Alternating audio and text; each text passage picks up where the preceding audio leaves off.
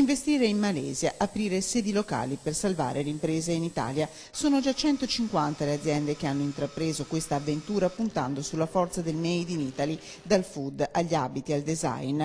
Non una delocalizzazione come è avvenuto per la Carinzia, un modo per continuare a fare impresa.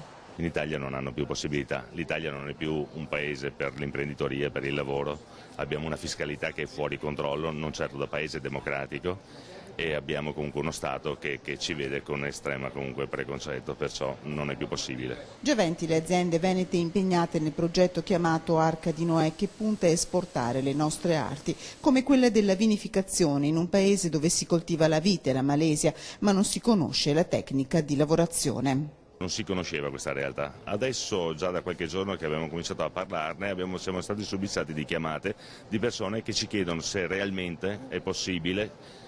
Addirittura ci chiedono quanto costa fare questo, perché siamo abituati a pagare sempre tutto, mentre non costa nulla. Gli esempi positivi già ci sono. Il primo, un'impresa di Varese che produce semi lavorati in Malesia e li finisce in Italia ed è passata da una prospettiva di chiusura ad assumere 70 addetti.